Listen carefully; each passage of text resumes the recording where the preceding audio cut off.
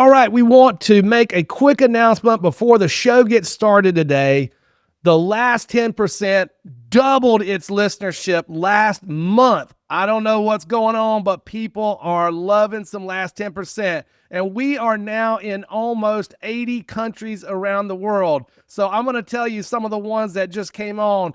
I'm seeing you in Nigeria, Ghana. I'm seeing you in Belgium. We have a listener in Thailand, and we have a lot of listeners in Vietnam now. So what's up, Vietnam? So we're shouting out. We've got a lot of listeners in Brazil, and we've got some all over Europe. So I just want to let you guys know that we see you. Argentina, we've got some listeners in Argentina. Thank you for tuning in to the last 10%. Now let's get started with the show. We got to get ahead of the wave to find out what do we got to change to be prepared for what's coming. And much of it was faith.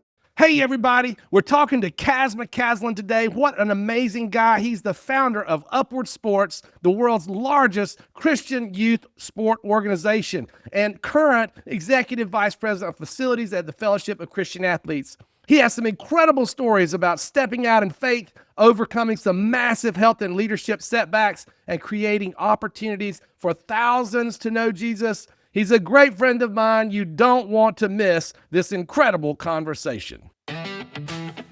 Welcome to The Last 10%. Your host, Dallas Burnett, dives into incredible conversations that will inspire you to finish well and finish strong. Listen as guests share their journeys and valuable advice on living in the last 10%. If you are a leader, a coach, a business owner, or someone looking to level up, you are in the right place. Remember, you can give 90% effort and make it a long way, but it's finding out how to unlock the last 10% that makes all the difference in your life, your relationships, and your work.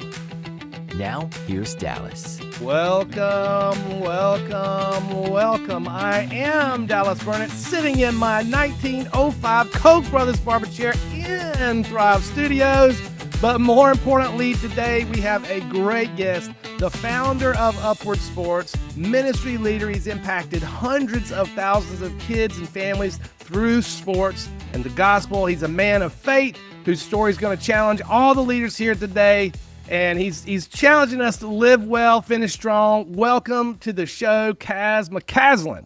Man, thank you so much, Dallas. What a joy to be with you, man. I've been excited just to listen to you. I can't believe the fact I'm sitting with you, talking with you about this. It's awesome. Well, we have mutual acquaintance now. Yeah. Your friend, Jeff Henderson, was on the last 10%. You actually connected, said, hey, Jeff needs to be on. Jeff gets on, and at the end of the show, we always ask, who do you want to hear on the last 10%? And Jeff says, my man Kaz. So he throws it right back at you. And so here we are. So welcome to the last 10%. Oh, thank you so much, man. Joy to be with you. Looking forward to the conversation. Yeah. So let's get started. So obviously we're going to talk a lot about your amazing growth of Upward globally, this global organization. But I want to get the listeners familiar with who Kaz is. Who is Kaz? Where did Kaz come from? And how in the world does he go from Kaz to Kaz, founder of Upward Sports? Well, first of all, who's Kaz? That's a funny story. It's really funny you even say that because I'm going to tell you something that an awful lot of people don't know. My wife didn't know this till we were engaged, but that's not my real name. My real name is Greg. There it is. It's global now. The word's out there. Gosh. See, you didn't even know that. We're so tight. Did not know that, yeah. So, growing up playing sports, my last name, McCaslin, everybody calls you Mac, right? So my dad was Mac. My older brother was Mac. So I started playing sports. I was the youngest of four kids, and the first phone call at the house was, hey, can I talk to Mac? And my brother said, yeah, this is he. And he said, no, I want to talk to Greg. And he goes, oh, he's the next syllable. And it just never went away. I got the second syllable of McCaslin. So I'm not awesome. A Mac, I'm the second syllable. So that's where I came from. But I grew like up in that. Yeah, man, that's where it happened. So it's a lot of fun. Leave it to the brother to go ahead and just take Mac and say, no. He's the second syllable. He's throwing it. But hey, man, he can throw a little shade, and now you got a cool sounding name, Kaz McCaslin. Man, that's got a nice ring to it, so that's good. I'll take it. Thanks, bro. Appreciate you. Thanks, big brother. So now, were you, your family, did they travel around, or where was your family originally from, and what was your story? Great story. So I grew up in a military family. My dad was 30 years military in the Army, and he passed away several years ago, but very organized, detailed guy. You know, everything in my house was yes, sir, no, sir, absolutely, sir. And I'd walk in the door and he'd say, how you doing, boy? And I didn't know till I was 21 that meant I love you very much. Hope you had a great day. But that's kind of how that story went. You know, I mean, but growing up in the military, we traveled around quite a bit. But I was the fourth child in a family planned for three. So I came really late. Wow. So my dad retired when he'd already gone 30 years and I was just in fourth grade. But we ended up moving from Washington State down to the state of Georgia, and grew up a big Braves fan and University of Georgia fan. Ended up going to school there and graduated from Georgia.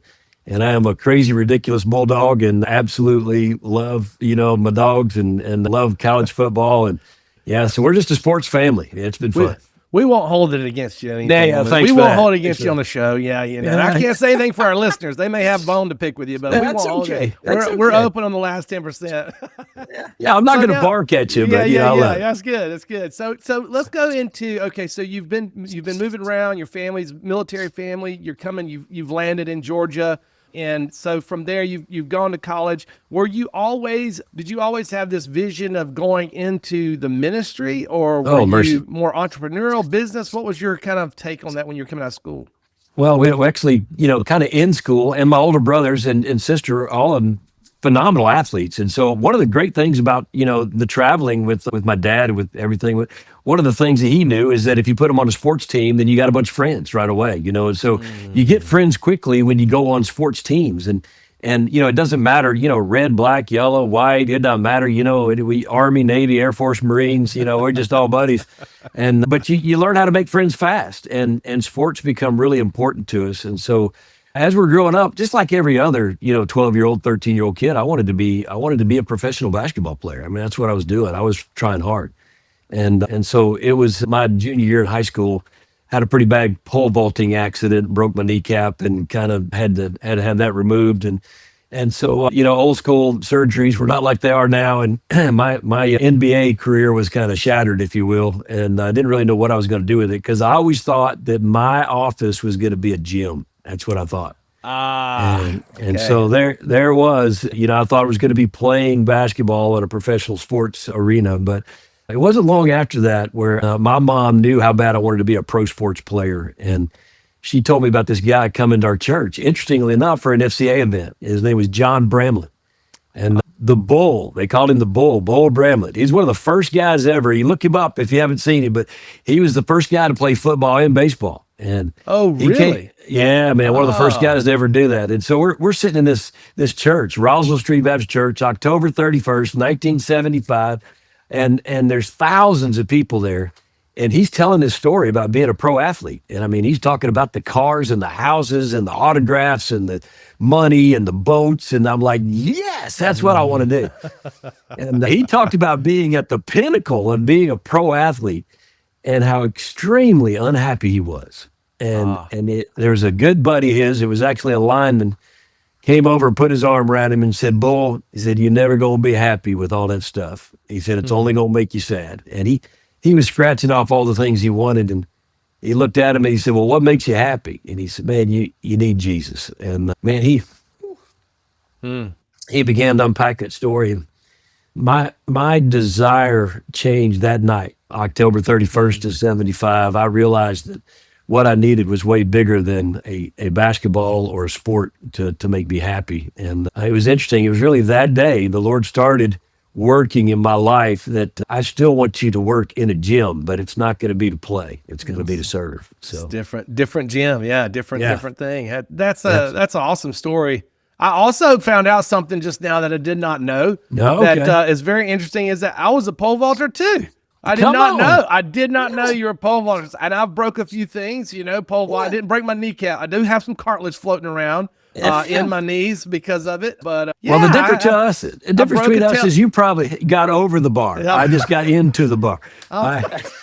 I landed on the bar. That's when I broke my tailbone. So I know. So we've done a few things like that. But that's awesome. Well, see, so you knew early on that had this kind of awakening in directional change. You kind of had your mindset on sports, and then that kind of shifted with, okay, it's sports still is a passion, but but I want to have a ministry component too. So what did you do with that? How did you transition that passion to reality? Because I think a lot of budding entrepreneurs may be passionate about something that doesn't pay the bills, maybe, just yet. Yeah. So how do you get from I'm in college with this inspiration, coming out to I can make a living doing what I love? Yeah, well, it's a really great story because, the interesting thing behind it, there's a couple of steps that happen in between there. And I'll tell you a few of the steps as quickly as I can. But, from that moment that I really had that life change, I went to a life-changing moment, eternally life-changing moment when I asked the Lord to come into my heart. But from there, it wasn't like I knew I was going into the ministry. I was just trying to get out of school because now I realized I wasn't going to be playing basketball in college. I wasn't going to be a professional athlete. But I didn't know what I was going to do. And I'll just be honest with you, Dallas, school was not my favorite thing. I mean, I just didn't, it was everything I could do to get out of high school. And so at that moment, I was trying to figure out how I'm going to provide for me and then one day my family. And my older brother was kind of the same way. He went on a full ride baseball to Jack State, but he was there for a year, realized school wasn't for him either. But he went to work at a home improvement store. And there was a guy there that said, I'm going to start this new thing called Home Depot, and I'd love for you to come join me. Man. So my brother went to the very first Home Depot there ever was. And when I got out of high school, he said, why don't you come work with me at Home Depot? And so, man, I got out of high school and just went to work at the very first Home Depot there ever was in Marietta, Georgia. And you talk about fun, watching that unpack and watching that roll. I mean, I was the ceiling fan manager, Dallas. I was the man. You need a ceiling fan? I got you covered, buddy. I can hang it. I can fix it. I got every color you want, man. I'm your ceiling fan man. And so, I was on a great track. They put me in the management program. I was, 19 years old, and this is a story for another time. But I hired people to work in the ceiling fan department that are now millionaires, but I don't even know how to spell millionaire. These guys have done phenomenal work. But anyway, it was a couple of years after being there, and my youth minister came up to me and asked me if I'd go to lunch. And I said, yeah, I'd love to. And we went and got a quick burger, but then he drove me over to this church. And I'd never been there before. And he walks in and he opens this door. We open this door. We're at church. We walk into this church, and there's this big gym. And I'm like, what is this? He said, man, this is a church. I said, you got to be kidding me. I had no idea there was ever a church that had a gym. And he started explaining to me that he felt like I had the tools to be a minister of recreation and sports. And I didn't even know what that was. And so I began to unpack it. And I said, I mean, everything at Home Depot is in the back. It was in the rearview mirror. I was like, what am I doing? and he said, Kaz, if you want to do this, I want to help you get on this path. And I thought, this is fantastic. So I said, what do I got to do? And he said, well, step one, I want you to come be my summer intern, and I'll pay you $100 a week. And I was like, okay, I can't wait for my dad to hear this. He's in the military. And so my dad is retired, mom's at home. They don't make, they're just, I'm living in the basement of my house, and I just bought a new car with my Home Depot money. And now I'm going to go for $100 a week. And that day, my dad began to pace, lighting one cigarette after the other, trying to figure out the stress. My mother grabs me up and said, I prayed from the day you were born that you'd be called to ministry. But I didn't want to tell you that. Wow. Till today. Man, that's awesome. And so anyway, that was kind of the beginning of it. And it was a amazing week or summer, realizing that the ministry is where I needed to be. But that began the calling. And I don't know how far you want to go on that, but I don't want to sit here and talk the whole time. But the calling into the ministry was a powerful story. And when I finished with that summer, I said, okay, I'm ready. What's next? And he said, well, you got to go to college. And I said, well, now I know I'm not called into the ministry. I'm going back to Home Depot. There's no way I'm getting into college. I can tell you that. So anyway,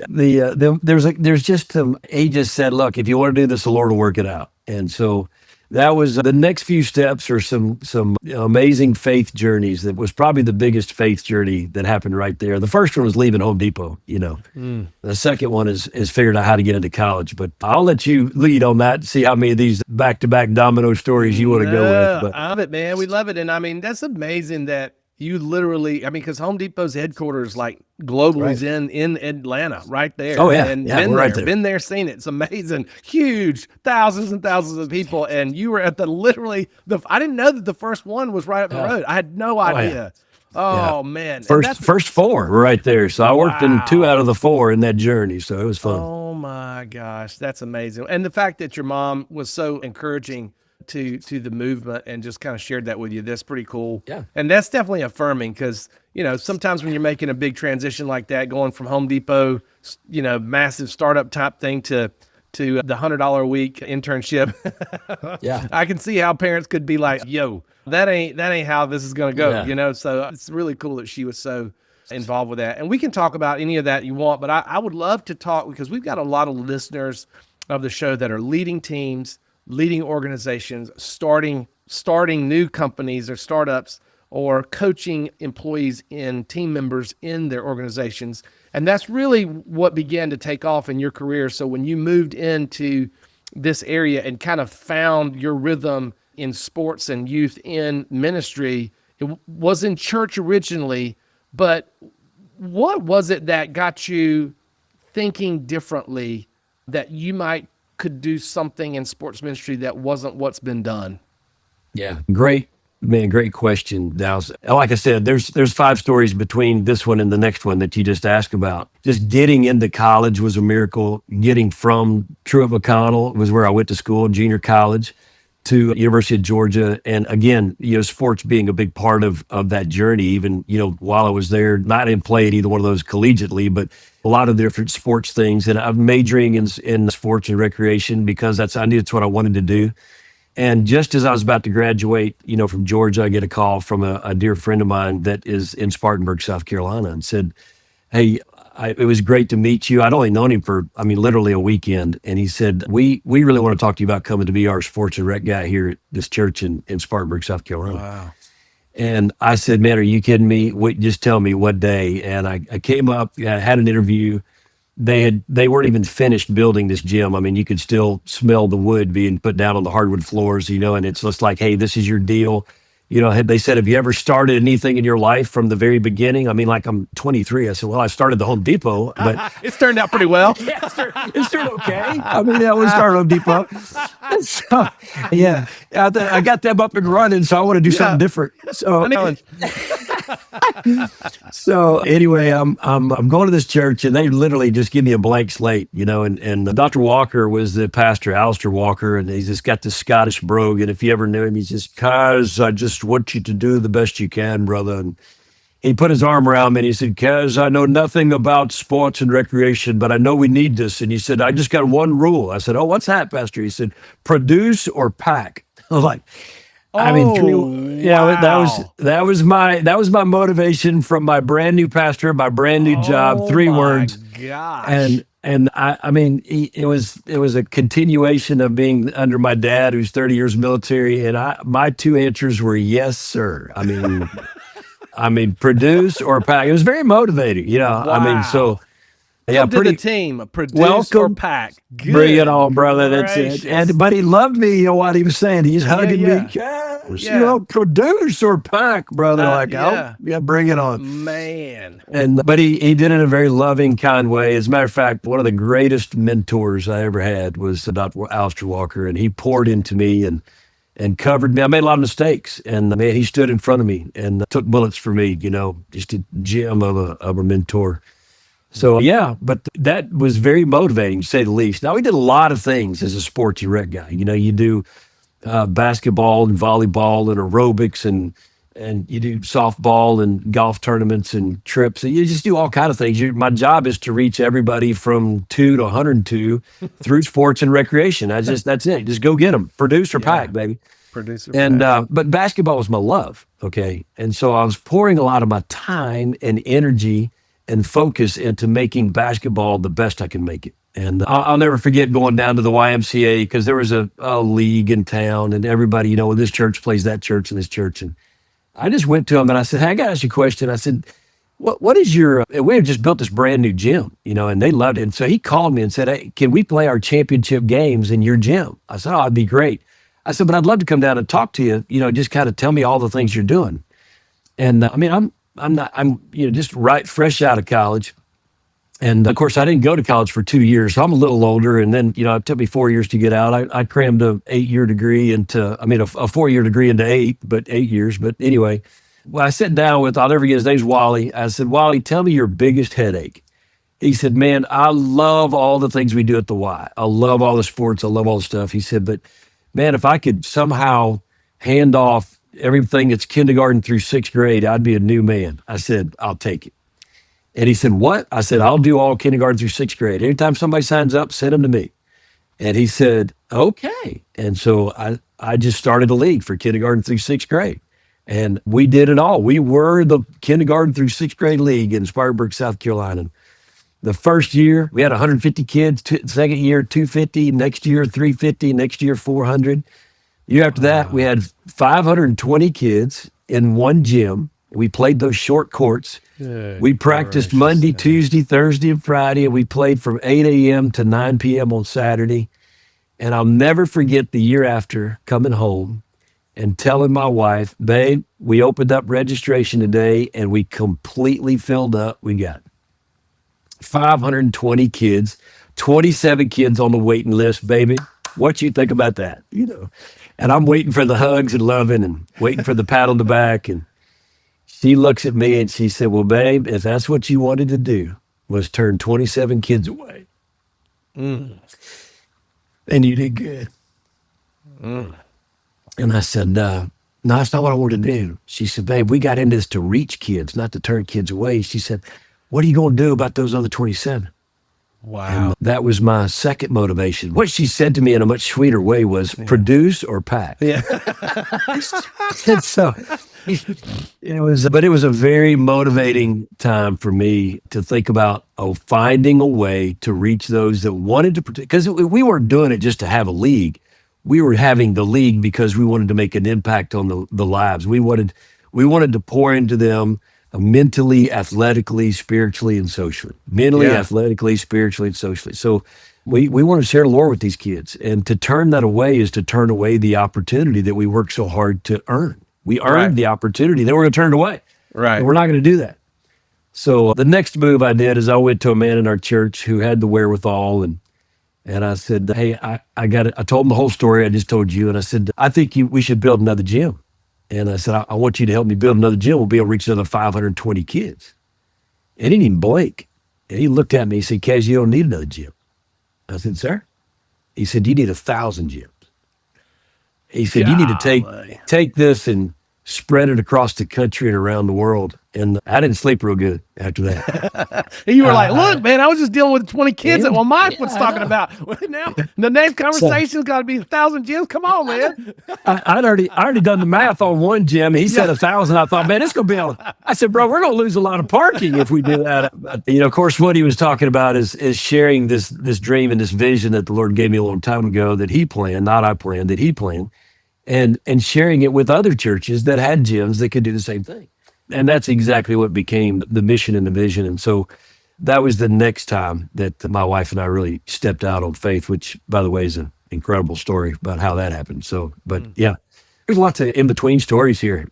I told you to begin with, this is a 5-podcast story. No, that's awesome. No, we love it. We love it because, I mean, I think this is it's interesting because it's like the vision, I think some founders think that's like you're supposed to walk in and have this crystal clear vision of exactly what you're going to create 10 years from now.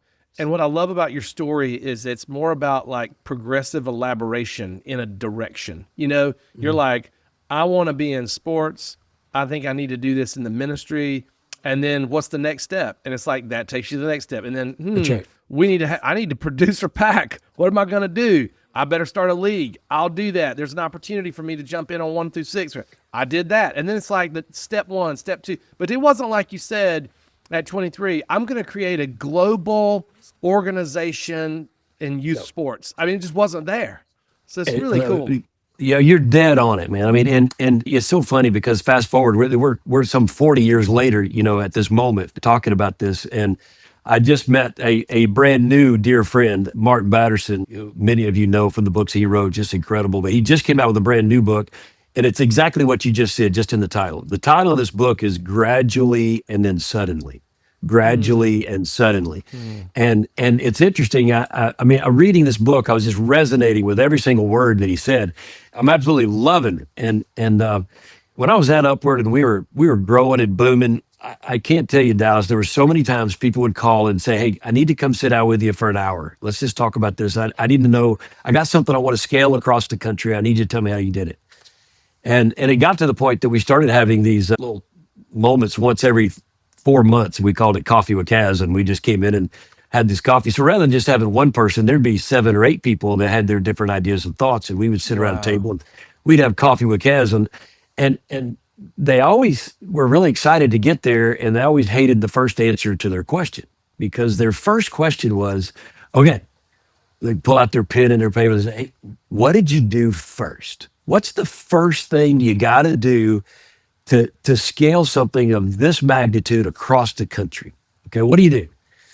And I said, well, if I look back at it, everything I've ever seen that's ever been done, and the thing that the Lord led me to do, and I'll be honest with you, while I was doing it, it's gradually. While I was doing it, I didn't even know I was doing it. But step one was there was a 10-year model.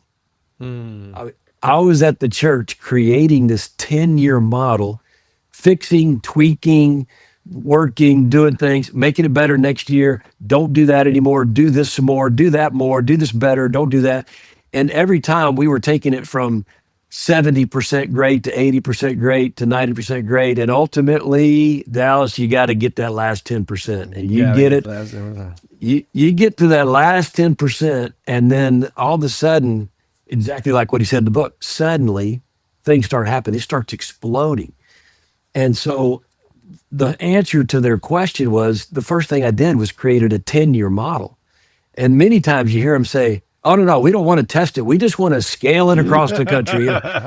We're ready to roll out this idea nationwide. Have you ever tried it? No, we haven't tried it yet, but we think it's going to work. It's going to be great. And it's going to be awesome. But so anyway, the way I did it was very gradually and then suddenly. So it was pretty. I love that, because we've had several guests from music business on and other things, and they always say the overnight success. We've actually talked about this on the show multiple times with different guests, is the overnight success. But in the music business, they're like, yes, it's the 10-year overnight success, because the folks in Nashville know that person's been grinding it out for over 100%. Just hammering on, just like what you're saying. I'm doing this, and they get a little bit better, and doing that and a little bit better, and they perfect that style, they perfect that song, whatever it is, and then all of a sudden it's like boom, and everybody's like, right. Oh, he just walked into it. It's like, no, he's been slogging it out for a decade. Yeah. He's been on the 10-year model, like you said.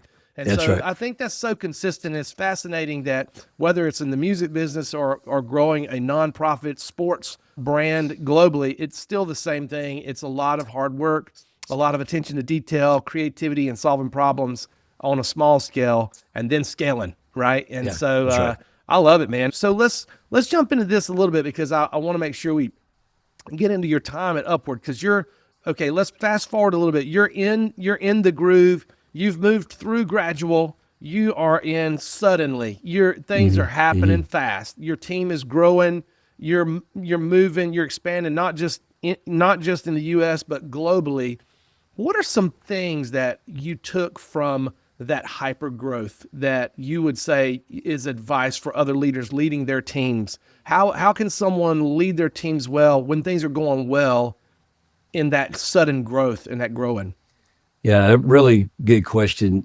First of all, when you stepped out, I stepped out of the church where everything's very comfortable, consistent paycheck, everything's coming along, everything's good. There's no risk involved. I got 3 daughters, a beautiful wife, and I'm trying to figure out how to feed them and what we're going to do and how it's going to make it work. And so you start getting creative on how you're going to, fund things and do things. And in the early days, there's a lot of different decisions you have to make just to keep going that a lot of people don't realize, especially on that founder entrepreneurial side. So when I stepped out, I literally was a one-man show. Okay. I mean, a one person. I brought my wife on and I asked her to volunteer. so she would help me pack boxes. Our first year, we had 7 churches. We literally packed them out of my garage. And the next year, we went to 64 churches, and I hired my 3 daughters who were 10, 8, and 6. We gave them cookies and, juice to help us with, pack boxes. And anyway, we did that for a year. And then, we went from literally 1 church to 7 churches to 64 to 127. And here's what's really interesting, Dallas, is that you obviously don't do 7 the way you do 64, and you don't do 64 the way you do 127, and you sure don't pack 127 the way you did 350. And that was what was happening next. We were doubling every year. It was it was crazy. But and the other thing that we were focused on is at this point in the ministry, it was just basketball. It was just basketball. And oh wow. And the first thing I realized I had to do early on was I had to hire people who had strengths where I had weaknesses. I needed people to come in to do things that I can't do. That's number one. And so, I loved more than anything being the guy. We broke the year up into 3 major sections, okay? 3, 4-month sections. The first 4 months, what I would do is I would literally go out to every single conference, youth conference, children's conference, all the different things I could do, and buy time on the stage to say, here's an idea. I'm marketing, I'm sharing, I'm vision casting. Quite frankly, I'm making promises. This is what we're going to do for you. The next 4 months, we did all of our training, and we would invite all these people that gave interest and said, come to training. And we did 18 to 20 training sessions around the country. We would just, idea where they were, and churches would bring masses of people. They'd bring 4, 5, 6 people with them, and we might have 20 churches, we might have 50 churches. And so there'd be, 300, 400 people at all these training sessions. And we did that every weekend for 4 months, in those second months. And then the last 4 months, so the first 3 is cast the vision, make the promise. The second one is train the promise and how to do it in your church. And then the last 4 months, we were keepers of the promise. And so we were shipping product. Well, everybody wants to do their basketball league during basketball season. So this number of people kept expanding, but we had to ship it all through the same window.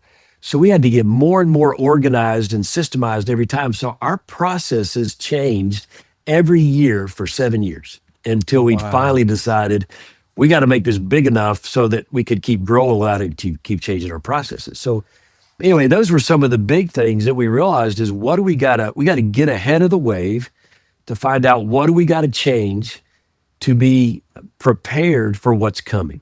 And much of it, Dallas, again, was faith. And I got to go all the way back to my mom, because my mom never blinked when I told her I was going to leave Home Depot and go into the ministry. And I had no idea how I was going to, feed my family or children.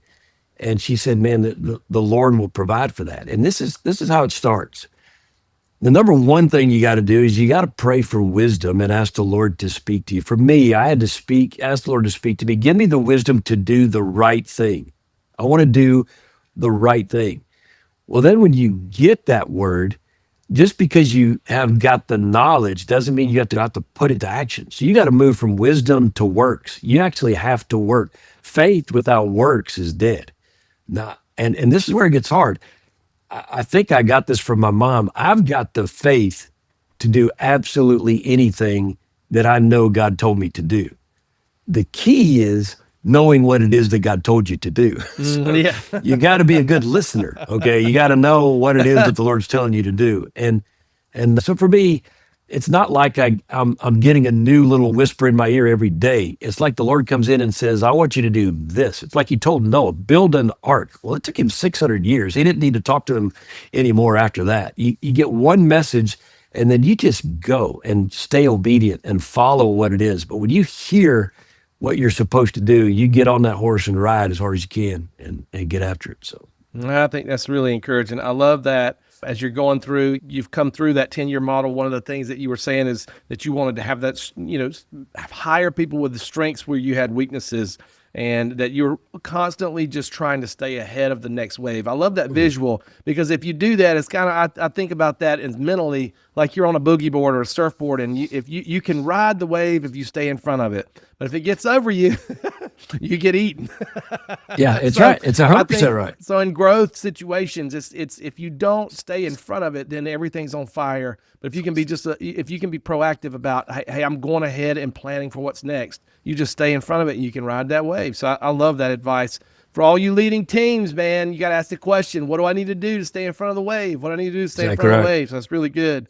So now we've gone through this. I would say, I would love to know this. What was your favorite part in when the organization had matured? You've stayed in front of the wave. You've grown a massive global. I mean, you guys were in like 70 countries or, something like that. It was crazy. You all over the world. I mean, you've created this. What was your favorite part about being at that place? Well, I think one of the things that I tell a lot of people, as a matter of fact, I'm really grateful to be able to say this right now. When you walk up to meet people and you say, "Hey, man, how you doing? What you doing today?" My favorite one-liner was, "Man, I'm on top of the world. I'm on top of the world. I mean, man, I'm just on top of the world." And sometimes you say that to people and they're like, really? Because most of the time they get, "I'm okay. I'm all right. How you doing, man? I'm on top of the world." And I really felt like for years and years and years, man, I'm just on top of the world. I'm just so thankful to be doing what I know that God's asked me to do and being in that grind. But I think that one of my favorite things about the whole deal was when you're doing that and you're actually out there, my favorite part is the vision casting and sharing with them what we've seen in the past, what we're doing now, and where this could take you in the future. And there's nothing more exciting to me personally than to unpack for somebody when we were at those training sessions or we were at churches, we're doing things and we're sharing with them that they have all the tools right there in their hands. I mean, they got a church, they got a facility, they got people around them.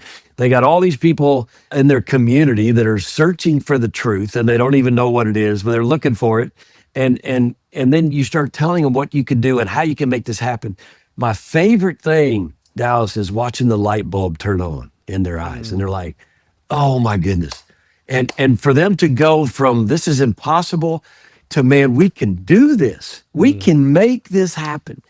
There's nothing about that's more exciting to me than to see the light bulb come on and people get it. And then to actually watch it happen for them is probably the biggest blessing, man. That's just fun to watch. I love that. That's really great. The light bulb moments are the best for sure. Yeah. And I think that I want you to speak to the leaders specifically. We've got a lot of leaders that are coaching teams, a lot of leaders that are leading teams, but you talk about doing more than what's expected to separate kind of high-performing teams. I'd love for you to just kind of, speak about that because you've had a lot of experience leading a high-performing team, a high-growth team. So what does that mean to you when you talk about doing more to separate? Unfortunately, there's a lot of too many times I've been with certain people in certain roles, and they want to know what their expectation is because they don't want to fall short, but they certainly don't want to go past it. It would be just give me the terrible. line so I can meet it. Yeah. Show me when do I need to clock in and when do I need to clock out? And there has to be something that clicks inside of you to realize if you're really going to lead a team and lead things, first of all, you got to lead by example. And I mean, I go all the way back to my mom and my dad, and even probably the most motivating moment in my life of all things was when I thought that I had not only hit a threshold, but I'd crossed it by 27 kids. And, my wife of all people looking at me saying, "Man, that's what you wanted to do was turn somebody away from this." It was like, what is the next level? And even when you're in the midst of running a basketball league, I'm going to transfer this over to the organization in a moment. But when we were running a league, every year we were saying, "Look, we got this thing humming, but what can we do next year to take it to the next level? What can we do to the next level?" And so just in our league, we would do things like, okay, yeah, you got schedules and here's your uniform and here's this and here's that. But the next thing that we would say is, is, man, what can we do next year? And we started introducing players, and we had the ESPN music on, and, kids are coming in. Then we started running them through tunnels, and then we had to open the door. These are third and fourth graders. Then we got fog, and they're coming through the fog and running out there, and they're calling out their name. Who doesn't want to be a part of that? I mean, the kids are having a blast. Well, you transfer that over to an organization, and you think, how can we run a ministry where we're serving churches, their staff, and volunteers? I mean, we got to the point, Dallas, where we were in over 2,500 churches. We're reaching 550,000 kids. I mean, that's 250,000 volunteers a year. I mean, we had just crossed over, reaching over 7 million kids. I mean, that was half. I mean, over the course of time, I mean, it's 5 million volunteers that were pulling this off. Well, if you serve a volunteer and you set them up to be the hero, then you don't have to wonder if they're going to come back next year. And I think the biggest thing we had to realize is that it wasn't about us and what you could do for me. The big question, every decision we made is, what can we do in our organization to make it easier for them to implement this in their church? How can we make it easy for them? There was a lot of times we could have made a decision that would have made our business easier for us. But we wanted to create a business where it was easier for them to do what we wanted to do. And that changed everything. So I love that. I think that's really great. And I think making the volunteers the hero is a fascinating perspective, because you're just kind of targeted what the necessary thing was to make this organization function well, because it was so volunteer centric. So it's like, well, why wouldn't we make that be the hero? So if you've got the team members and you're celebrating your organization, we're going through we did the kind of similar things. So we've got all of our team members. There was an employee appreciation day last month. And I love appreciate employees. I was like, kind of seems lackluster just to like have a day. All right, we appreciate you. Now get back to work, So we did something different this year. We're having Employee Appreciation Month, and every Tuesday we got people coming in, and they're wearing, like, first theme was like a superhero theme, and so we had action figures coming in. This week's story time, so they're coming in as like movie stars, and somebody wore a I don't even know, mermaid, Little Mermaid, and somebody else shows up as a chicken. I mean, the whole thing is just hilarious.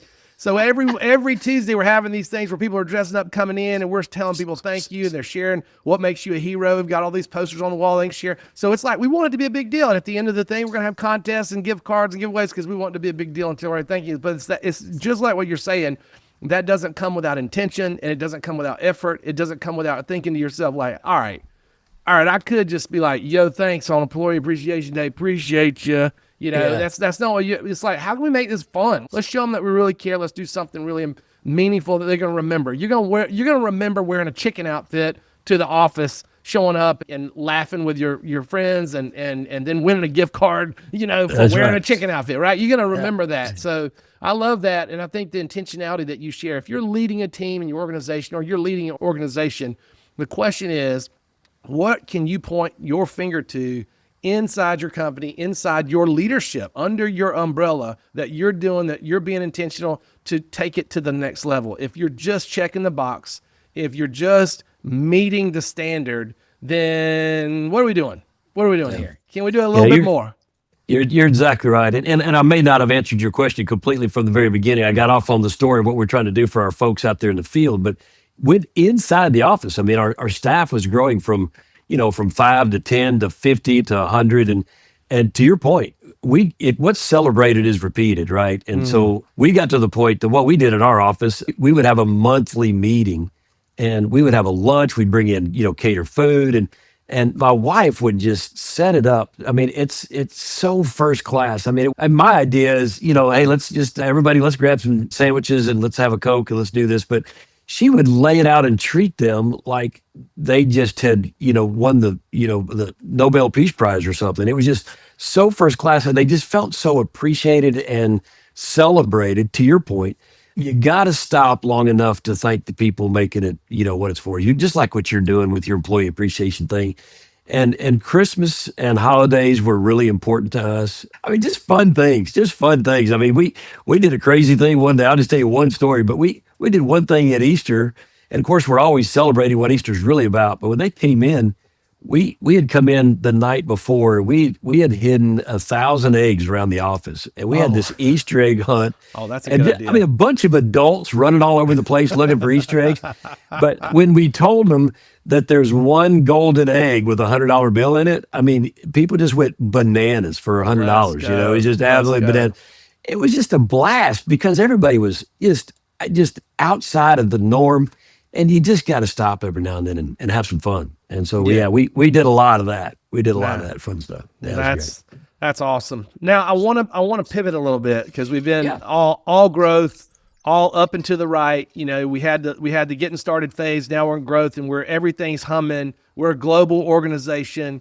But man, you have over the last few years, you've experienced some real transition and difficulty, I would say, because you've had some trouble in paradise, as I would say, on that. And also you've had some health issues that you've had to deal with. So I want to talk through that. Would you, first of all, I guess with the health issues, I guess we'll start. I guess you want to start there first? Sure, man. It's up to you. I want to start with the health issues because, and we're not going to dive into your medical records, but I wanted to say, like, when we look at this near death, health battle that you've had multiple surgeries. How has that reshaped or maybe given you a perspective? Is there any different perspectives that you come away with leadership with life after going through these events? Yeah, first of all, let me just tell you that you don't have to go through a near-death experience to have what I'm about to share with you. So don't everybody wait for that moment. Because I'll be honest with you, if you get in your car and you drive home today, it's a near-death experience. Oh, right.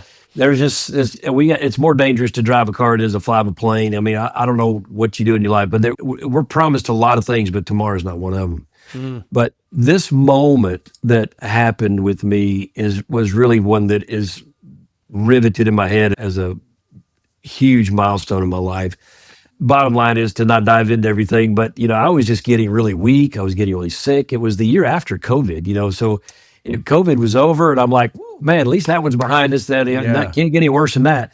And for whatever reason, I was actually going septic. I had a leak in my colon, and it was just so slow. I was just getting sicker and sicker every day. I didn't know what was going on, and doctors couldn't figure it out. But I was a little stubborn, not going, to the doctor, that kind of thing. I'd lost, over 50 pounds, and I was really getting skinny and thin to the point I couldn't even make it up a set of steps, And finally, my daughter and my wife just said, "Hey, either we're taking you to the hospital or we're going to get an ambulance." And so I submitted, went to there, and sat in the hospital for 5 days while they scratched their head and looked around, couldn't figure it out. And praise the Lord for a dear friend that sent in a surgeon that was really expert in this area. He comes through, and in about 7 minutes, he flips through my file, looking and reading, comes over with his stethoscope, puts it on my chest, and looking around, and my wife and 3 girls are sitting there, and they're looking and watching me as I'm just literally disappearing in front of their eyes. And he looks at my wife and says, "You got about 15 minutes to get him on the operating table, or he's not going to see tomorrow." Good gracious day. Yeah, and this is what happened. And she said 15 minutes, and he said more or less. Good gracious. So here's the life-changing words, more or less.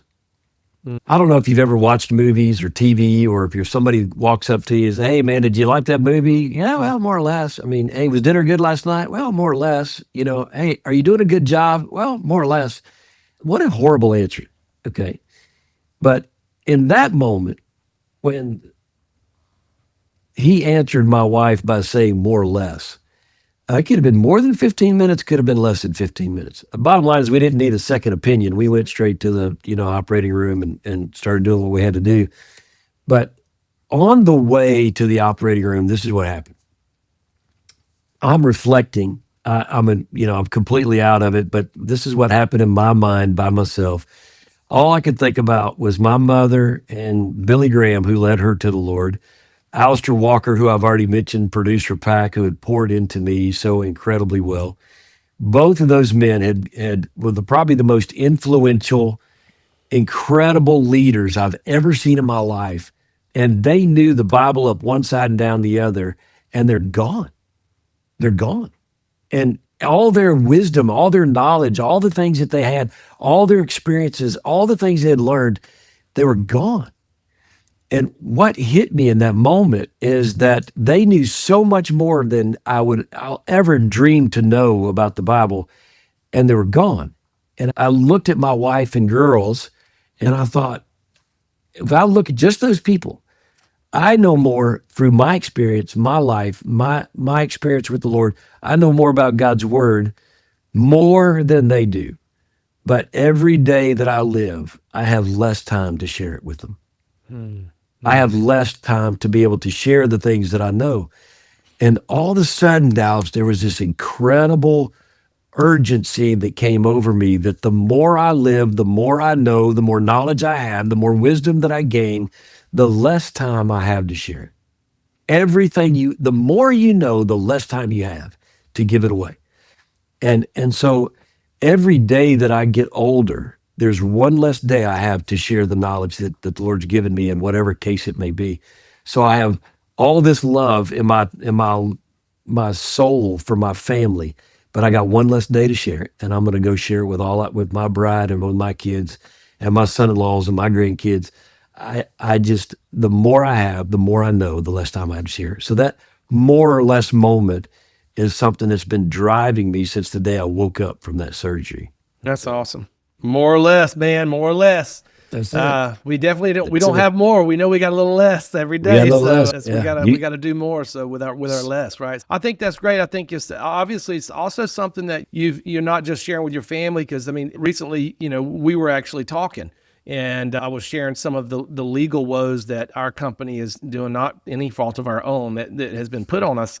And you were like, hey, I need to tell you some stuff. If you're going to do this and this, so come meet me this week. So we sat down on a greasy spoon for breakfast one morning, and you could share. But it's funny because when we left there, we saw a person come in. You're like, hey, I might actually have to go and go back inside. And so I'm going to segue that because, in spite of the health issues, one of the other transitions that you've made is leaving the global organization that you founded. And so that is not obviously something that's easy to do. And so for anybody that has started a business and grown it successfully, most of the founders that I talk to usually refer to it at some point as their baby. Like it's literally a child. Like, I put it to bed, I nurse it, I've made it well when it's sick, the whole thing. It really feels like another member of the family. So to transition out, whether that's through retirement, selling the company, whatever it is, it's usually topsy-turvy, upside down world. So tell us a little bit about that and that transition and to how it got you to where you are now. Yeah. Well, I've heard that terminology many times about, this is my baby. Or when you separate out, they say, man, this is like a death. I mean, it's just just like a death. And I'll be honest with you, when somebody first shared that with me, when I stepped away from Upward, they said, man, I'm sure this is like a death. And I said, actually, it's worse. I said, it's like a divorce. I said, because when my mom left and when she died, when my dad died, when I had a dear friend that died, when they died, they were gone. It wasn't there anymore. A divorce means you're completely separated, but they're still there, and you can still see it. You still live it. You're still feeling it, and you're in the same environment. It's like, man, it's so painful because it's not like they're permanently gone. They're still there, and you're living within it. So to me, I feel like sometimes a divorce from something you don't want to be divorced from is worse than death. It's just really hard. So anyway, that's just one piece of the puzzle. But yeah, to your point, 10 years at the church and then 25 years growing and building and pouring literally the very best years of our life. And then getting to the point, like you said a minute ago, if you would have asked me in 2018, hey, Kaz, how you doing today, man? I'm saying I'm on top of the world. I'm out there. This is all before my health issue, so we kind of went backwards. But so I'm on top of the world. I'm having a time of my life. And I mean, we had just reached our 7th, 8th kid. We're $550,000 a year. And And of course, there were some, every organization has some challenges. You begin to plateau, and then you got to pivot, and you plateau, and you move to things, and you do some things. And so we had some challenges that we were working through, but we had done a lot of really fun things, and we're 100% debt free, not for profit organization. I mean, we're at $60 million in assets, and corporate office built, and distribution center, and we had built the Star Center with 6 gyms and 6 ball fields out there, and I mean, things were rocking, and we were very, probably in the best financial position you could possibly imagine. I mean, we were in just a great spot, and continuing to grow every year. And I came into the office one day, and if you would have said to me in that moment, or if the Lord himself, if God himself would have tapped me on the shoulder one day and said, "Hey, I really think it's time for you to leave Upward and move on to something else," I was like, man, that was a bad taco from the night before. I mean, there's just no way. I mean, I have been doing it all my life right here. There's no way in the world I'm supposed to be leaving here. And I just don't know that I would have even entertained listening to that. But in that moment, what actually happened through a series of events, there was 3 of the board members of the 5 had decided that it was time for a change in leadership. We needed to move and go to a different direction. And I was one of those board members. So myself and the chairman of the board did not agree with this assessment, but there was no immoral, no financial, I mean, they literally shared with me, there's nothing out there. We just want to go a different direction. And I was like, you got to help me out here. What kind of direction? They said, well, we'll determine that later, but right now we just want to go a different direction. It completely unbeknownst to it was the most unbelievable thing I'd ever been through. And so it was really, really challenging, to say the least. It was a process that I would never want to go through or wish upon anybody else. But the bottom line is I had an opportunity to actually preach about this at my church. And in the process of that, I titled this message "Without My Permission," because I would have never thought that I needed to step out of there and go do what I'm doing today.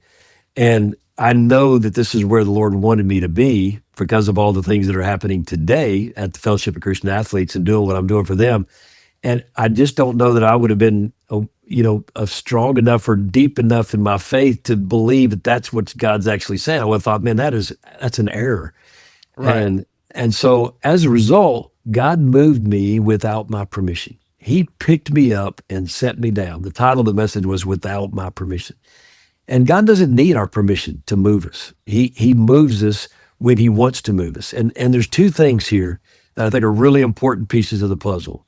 And it's going to happen to everybody that's listening. This is going to happen to everybody. 2 things I can promise you, okay?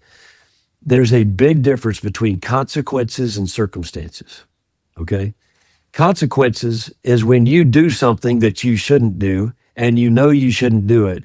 There are going to be consequences. Not might be consequences, or there should be consequences, or there could be consequences.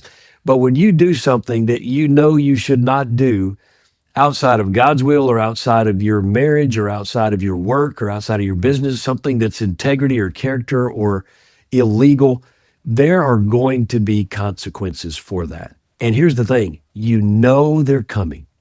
Just write it down. It's coming. Okay? It's coming. I promise you.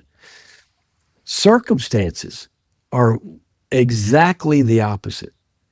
There is things that will literally change your life on a dime that you never knew were coming. You have no idea it's happening. You don't know what's coming. It could be a car accident. It could be cancer. It could be losing your job for no reason. It could be any number of things that you had nothing to do with. I mean, you could be a part of I think about, I got let go from my job, but I'm a big sports fan. Every year at the end of basketball, at the end of baseball, at the end of football, there are slews of coaches that get fired at the top of the food chain. Well, all the assistant coaches, they get fired. They had nothing to do with it. They're just a part of the circumstances. They got moved out. Joseph, in the Bible, his brothers, sold him. Threw him in a pit and sold him away. He didn't do anything but be obedient to God. And time after time after time, there was circumstance after circumstance. This is the thing I want you to know. There's only one person on the planet that ever saw a circumstance coming, that ever saw it happen. And that's because Jesus was God and he knew that he was about to be betrayed. And even in that moment, nobody wants a circumstance to happen to you. He even prayed and said, Lord, would you take this cup from me?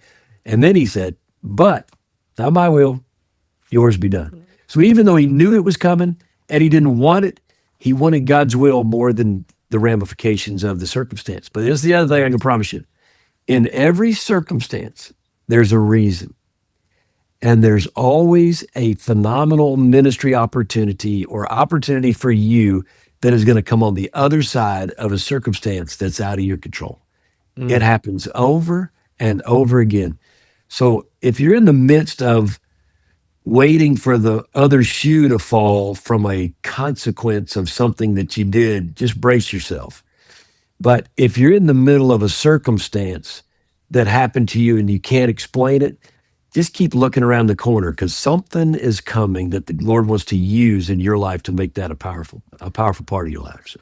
Oh man, I love that. I think that is gold actually. And I think that is unbelievable perspective. I think these consequences and circumstances so true because I think some people fail to see that, because they'll second guess or they'll blame or there's something. If this hadn't been, I wouldn't have had this, or I can't believe this is happening to me. And whether it's guilt, pride, shame, the laundry list, they just have a hard time because something's happened and you feel like this shouldn't have happened to me. I did nothing to bring this on.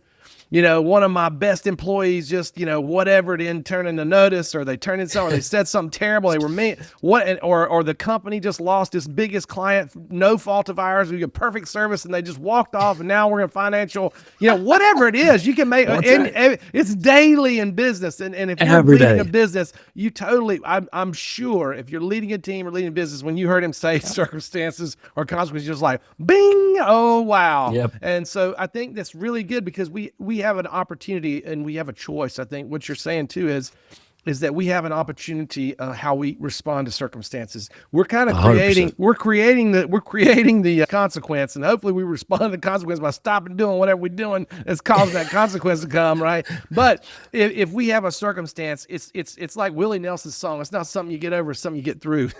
Yeah, there you go. That's right. So that's right. We're gonna walk through this. We have an opportunity to respond to it. And what I love what you're saying is that you're giving a reason for something that has no reason to us in the beginning. You're saying it may not make sense, but it has a reason. And we have an opportunity how we're going to respond to that. When we move through that circumstance that wasn't our cause, then we can walk through that and say, I'm getting to the other side. Sometimes we know the reason we get to the other side and go, at least one reason is this, because I see I'm better for this. And I think back to my own career, my own life.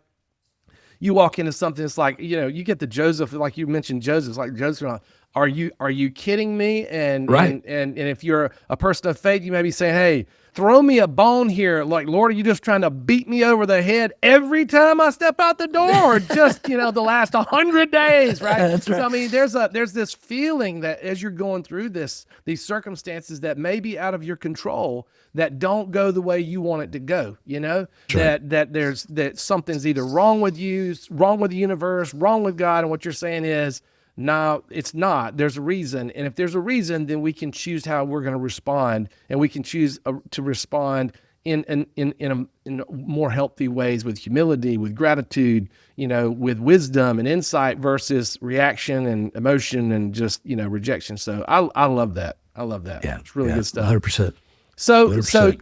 that circumstance occurred, Right. and it moved you. Yeah, absolutely. And it was without your permission, essentially. It's like you said in the message, without my permission. When you went through that, and then you're on the other side of that, you're thriving. How would you describe that process for you and the perspective that you have now as you move through that circumstance? Yeah, well, you can imagine when something like that happens, there's all the reasons why we want to be bitter and mad and frustrated. And I'll tell you that for the first several months, probably longer than that, if I was to really look at it, one of the things that I loved doing more than anything, the whole time that I was at the church or I was at Upward, I'm not much of a big radio guy in the car or, songs. And, there's occasionally with the kids in the car, I have some fun with that. But I like it quiet and I just like to think and I'm dreaming about stuff. I think almost every day I would say, all right, what can we do to make Upward better today? What can we do to make, what I'm doing at the church better today? What can I do to take better care of our employees today? And if you just stop the noise and start thinking about what can I do to make this better?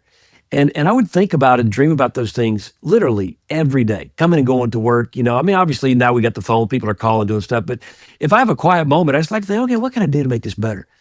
And I think the biggest thing that I felt like I was being robbed of is that when all this happened, all of my think time completely shifted. And my think time was this. Why did they do that to me? Why is this? Why is this? Why? I can't believe they did that to me. That is the cruelest thing. Why? What did I do to make this happen? And so everything moved from being windshield, how can we make a difference in the future, to looking in the rearview mirror and complaining about it. And finally, the more or less moment changed everything. I'm like, if I'm not going to spend the time I have in the rearview mirror when I could be talking about the things we're going to do in the front windshield, because that is losing to the enemy to look in the rearview mirror and complain. And so then I don't have all this in front of me, but it's literally, the Lord's Prayer. I mean, when we pray that prayer, there's a sentence in there that just says, forgive us of our trespasses as those who forgive, as those who trespass against us. And you think, wait a minute, I'm supposed to forgive others the same way you forgive me. And if you go a little bit further in there, Jesus even gives the illustration and talks about what it is to forgive others. And he compares it to him forgiving us of all the things we've ever done, and yet we're going to turn around and not forgive other people for what they've done. And there's this massive gap between, anything that's anybody's ever done to me is so minimal to my life failures in eternity of life. It's like, what am I doing? And let me just tell you, the only thing you're doing, if you've got somebody in your life that has done you wrong, or you feel like they've done you wrong, or there's the perception you've been done wrong, or anything like that, and you're holding that grudge within inside of you, all I could do is tell you that you haven't experienced the freedom of forgiveness. The only thing better than being forgiven for something that you've done is giving forgiveness for something that's been done to you. It is the most freeing, releasing, most unbelievable thing, because it's the example that's been given to us. And when you can let go of that and move on to the future, and it's a choice, Dallas. I mean, it's not a lot of people say, well, it's a process. I'm working through it. Let me just tell you, it might be a choice that you have to make often, but it's a choice in the day. And I get up every day and just have to realize, man, there's some people do you wrong and they don't even think they've done you wrong or know that they've done you wrong. But all of us are going to get done wrong at some point. And you got to live in that forgiveness, bro. I love it. And I think that when you speak about that, there's so many things that come to mind. And I think for leaders, if you're listening to the last 10%, man, you are getting some wisdom today. And if you're leading an organization, you're leading a team, you're a part of a team, so many times that we go through life and we experience circumstances that are out of our control that negatively impact us, our family, our friends, our job, our finances. And what you've totally stated there is we've got several different ways we can respond. One way is to ask that question that you were saying, why? Why did this happen? Why? And it's a question most of the time when you get into the whys, you don't ever get to the real answer, and it's that circular loop, and it just keeps on going and keeps on going. So one of the things that we have to do is, like you were saying, it festers this bitterness and whatever, and it's outside of our control. So, Absolutely. At the last 10%, we are for you. If you're listening to this episode, we are for you. We're creating these episodes for you. We're wanting to help make you better so that you can live well and finish strong. That's why we exist. That's why we're doing what we're doing. And so if you want a tool, you can look at what I call and wrote about in Move, the mindful quadrant. If you want to move from asking why questions, then move to asking what questions. Well, what's the what questions you should be asking? Well, there's 4 things in the mindful quadrant we talk about that you should be asking. If you get stuck in this circumstance that's outside of your control, why don't you ask what you're harboring? Are you harboring bitterness? Are you harboring gratitude? Are you harboring resentment? Are you harboring joy? What are you protecting? Because harbors are something that we protect. We get them and we pull them in, we protect it. What are you protecting that you need to let go? What are you protecting you need to protect, you know? What are you not protecting that you need to protect? What's the next thing? What do you lack? If you need to make a transition, what do you lack? Do you lack skills, knowledge, education, connection, money? What is it? Do you know what it is? And let's go get it, right? Because if I can identify something I lack, then I can start working towards it. That's right. The next thing is, what am I cultivating? What am I cultivating? Am I cultivating gratitude with my questions and my movements and my actions and my response to this circumstance? Or am I cultivating bitterness, resentment, negativity? Because all that negative energy is going to come right back to me. It's going to come right back to me. So what am I cultivating? And the last thing is, what am I starving? What am I starving, or what do I need to starve? If I drive past something every day that is my old job and it makes me just go off the tank, and by the time I get to work, I'm just ticked because I'm driving by my old job and I'm still mad at all those terrible people, then take a different route to work and go get a Starbucks latte in the morning and start starving that route to work so that you can start cultivating your attitude when you get to work, right? So there you go. I just think when we move through that, don't ask those why questions because it gets us into trouble. Ask the what questions. And if you need some more on that, check out Move with Mindful Quadrant because we are passionate about getting you. And I think that's such a great point. I mean, just a few years ago, I was in an interview and we kind of get to the end of the interview and it was a standard interview. You're going through and checking the boxes and just understanding, get to know the person. And it was their first one. So it was just kind of the first of several. And it was just interesting because at the end, it was kind of like, well, do you have any questions for us? You know, that kind of follow. And the person was like, hey, I need to know what this company, how are you engaging with the community? What exactly are you doing to help the community? And what volunteer opportunities do you have if I come on board? And it was like, thankfully, we had at the time had just implemented a lot of that kind of those kind of programs, and we had a big vision around purpose. But it was like the person was like, if you don't have a good answer, then this will be the last time I show up. And you could tell they were very serious about that. So I think you're exactly right. I think there's people are hungry if they're going to spend a lot of their time and energy and effort, coming in every day and showing up, that they have to know and feel like what they're doing is matter and makes a difference. So I think that's on point. I love that. You've got some great content and you have a great story around your experience at Chick-fil-A, specifically in sports. And specifically around the event, I'd love for you to share what you want to about the event that kind of created an opportunity for you to, I don't know, I think you're an expert on the pivot, and you took, kind of making lemonade from lemons, especially in this situation. So tell everybody what you were doing with Chick-fil-A, and then some of the story about what went down at the Peach Bowl to a position where you can live well and finish strong. So that's really great, man. I think this today has just been fantastic. I love this discussion. I appreciate the wisdom that you've been sharing with our listeners.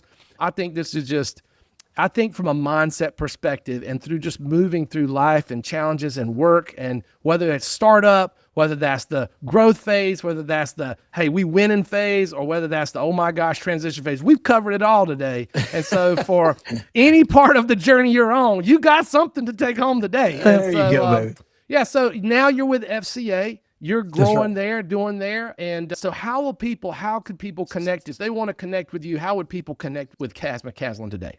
Yeah, well, to find me personally is the easiest way is I do a little Instagram more just to keep up with grandkids, but my email is the easiest way, man. Just Kaz at JER333, JER333.com. That's Jeremiah 33:3. It says, call on me and I will give you great and wonderful news that you knew not of. So that was my mama said that's God's Bible phone number. So I just call him every time I need. Call on me and I'll tell you great and wonderful things. Kaz at JER333. So. Well, Kaz, whenever we end the show, we always ask the guests one question at the end, and we say, hey, who is it that you would like to hear as a guest on the last 10%? And this is special for you because your name came up with Jeff. Your name was on this list. So that's pretty amazing. That's unfair because if I would have said Jeff, it'd come back at you right there. So you and I on next week. Let's go back and forth for a little while. But, this is interesting because it's a long list here, Dallas, because, I told you got to have people have strengths where I got weaknesses. So I got a lot of people that have poured into me. Then nothing I've said.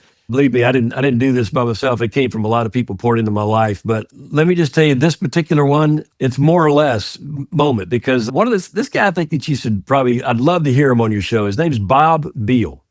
B-O-B-B, Bob Beal, B-I-E-H-L. And Bob Beal was a consultant for us when I first came to Upward. He was with us for about 15 years pouring into me. And it was really interesting because he literally consulted Ronald Reagan in the cabinet and some of the largest organizations. He has consulted hundreds of thousands of CEOs and phenomenal background. He's written hundreds of books, but he was president of his company called the Master Leadership Training. And he is a phenomenal guy, Bob Beal, and has written unbelievable books on every category you can imagine. I quote him probably every day, for sure every week, but a powerful guy. But when I say more or less, I don't know when he's going to be with Jesus, but man, the guy's 85 and the smartest dude I've ever met. Wow. And he's kind of retired, but he would probably love doing this kind of thing. You'd have a blast with that guy. He is something else. Bob Beal, I'd love to introduce him to you.